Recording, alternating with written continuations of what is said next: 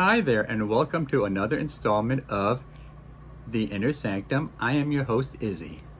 And before we start today's video, I'd like to mention a couple things. If you enjoy the content you're seeing here, please like and subscribe to my channel because I would really appreciate it. It would show me how much you enjoy what I'm doing. And I want to show you a picture that a friend of mine and his wife sent me when they were in Cancun last week.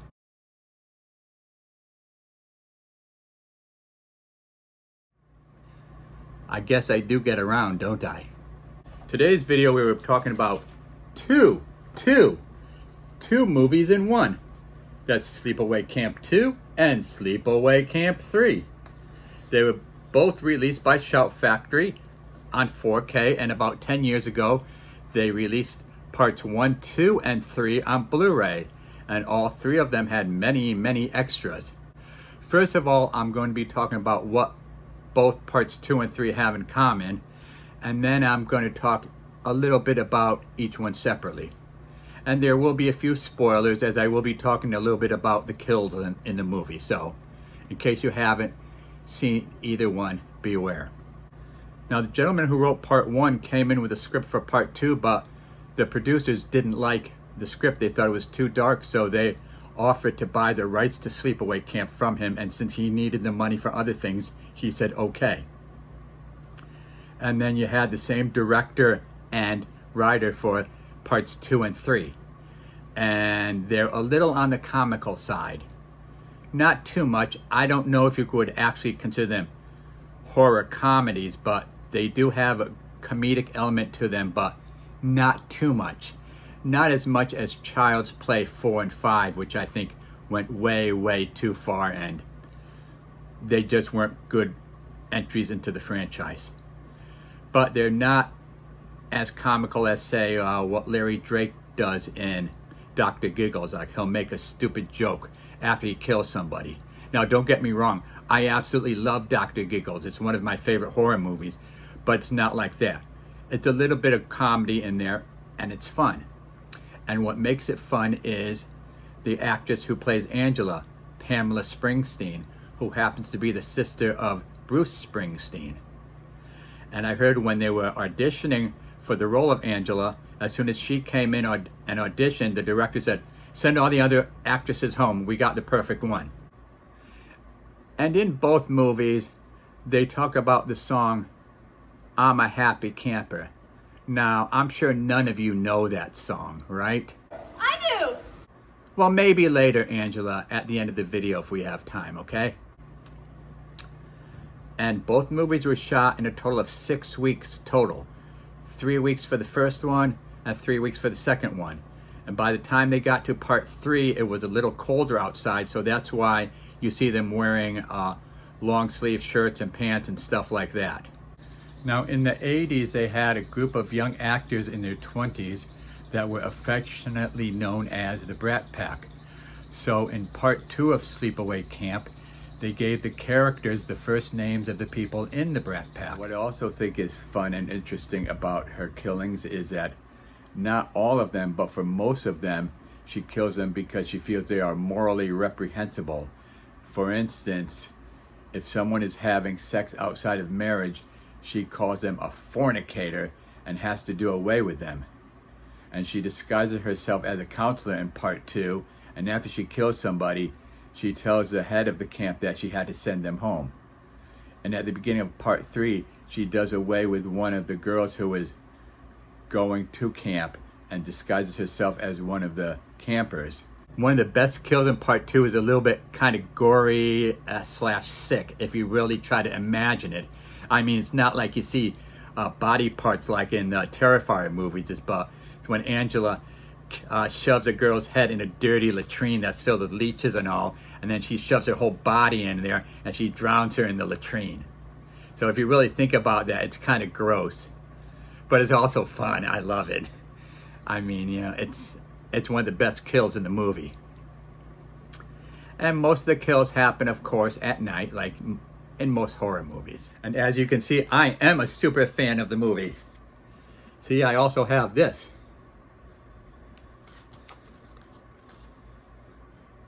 It's just basically the theme song, and it has different lyrics in it, but it was kind of high priced, but we won't get into that. I bought it because I really love the movies.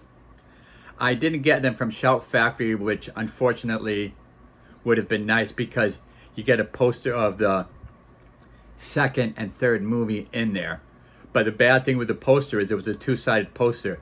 Side one was the part two cover, and side three was on the other side of the poster, so you couldn't hang them up both together. So I guess in a way, maybe I'm better off that I did not buy them. But I'm pretty happy with what I have, which also includes the Shout Factory version of part one. Now part two, they did the tribute to the Brat Pack. They did something similar in part three, but I just don't get it. The older couple who now owns a camp, which is called Camp New Horizons, are named Herman and Lily. I don't get that reference, I just don't. I've been racking my brains and I just can't figure out anybody named Herman and Lily. But I know a few people that I'm seeing for lunch in a few days, and I'm going to ask them. Their names are Eddie, Marilyn, and an older gentleman who likes to be called Grandpa. Maybe they might know what this Herman and Lily reference is. I really don't know. But anyways, Herman is played by the popular Michael J. Pollard, which I'm sure most of you know from either Bonnie and Clyde, an episode of Star Trek, or Little Hoss and Big Fallsy, which also stars Robert Redford, who sadly just passed away at the age of 89. Michael J. Pollard plays Herman, and I just think he fits the part of somebody named Herman. I don't know why, he just does.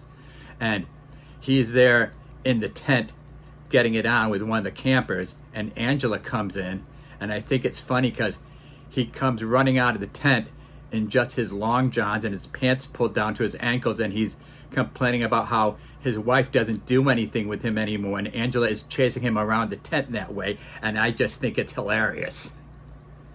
Now, she kills him with a stick, which, that's okay. It's not a great kill, really. And another kill which isn't too good is she knocks over the poles holding up a tent, and the kid in there, he can't get out of the tent, and she hits him, knocks him out and hits him in the head with a nail and kills him that way.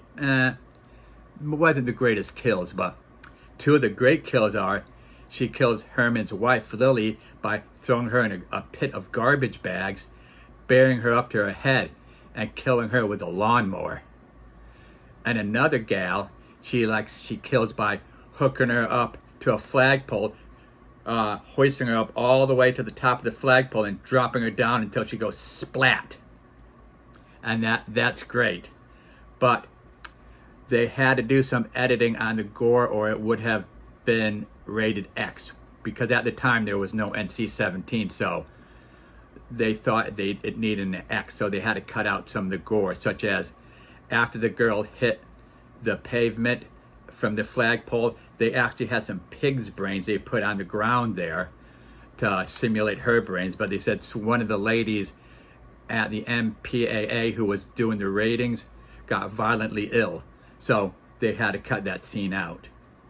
But I also found out that for the ratings board, there is no rhyme or reason as to why they rate something the way they do. And they are constantly changing members, so the ones who gave part 2 an R might be different people when it came to part 3. And maybe also part of it is that most of the kills were done during the day, and maybe so you could see some more, so they had to give it harsher ratings. Now there are 3 ways to view the deleted scenes on this disc. Of course, they're all in the bonus features. One is a featurette about the making of Sleepaway Camp 3. You can find them in there. 2, they have a work print of the original unedited film, minus some dialogue and the music. And there's also a section that just contains the deleted scenes themselves. But unfortunately, they're on videotape, and that's the only way we have them, because the original film elements were destroyed. But you know what? It's better than not having them at all. Also, I want to mention that in part 3, There are some racial slurs, so if any of you are sensitive to that, please be aware of it. Now, both parts 2 and 3 contain the same special features that were on the Blu-ray versions by Shout Factory, with each one having a couple extra. Let me read you the new features that are found on part 2.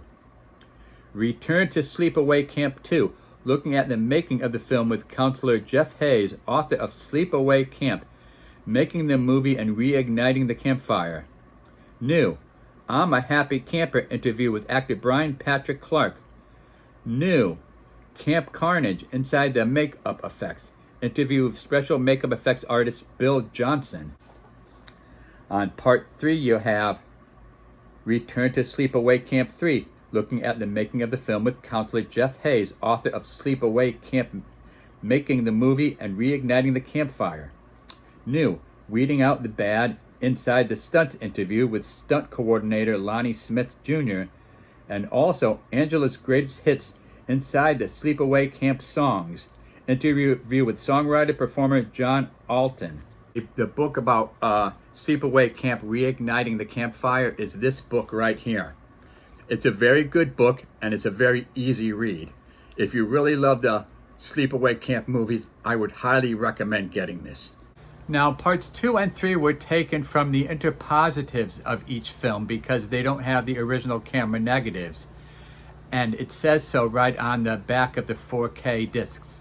Now, I'm assuming the Blu-rays were taken from the same interpositives, but they don't mention that on the discs themselves. But you might be asking yourself, well, what about Sleepaway Camp 1? Well, on the back of the Blu-ray of Sleepaway Camp 1, it says there was a 2K scan of the original camera negative. But there is no Sleepaway Camp 1 on 4K. Why not? Personally, I think it's some legal or issues with the rights or something, but some people theorize that it might be that they lost the original negative. Lost the original negative? The 2K scan from the original camera negative was only done about 10 years ago. So you mean they lost it within 10 years with everything going on about film preservation, about any kind of film out there? You mean they lost the negative? Is it possible that they lost it?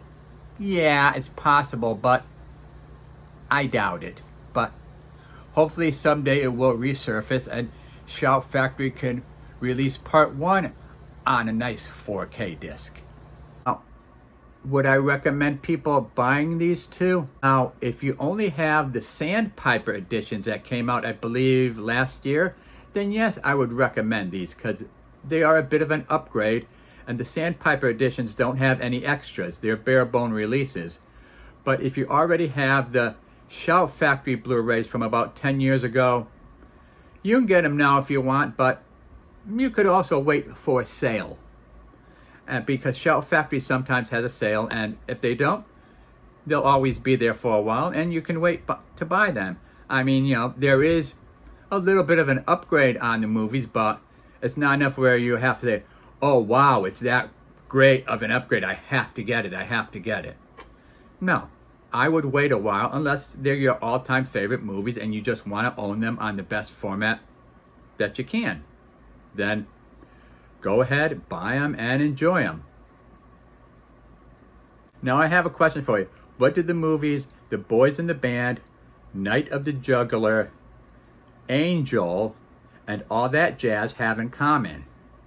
If you don't know, you'll find out on my next installment.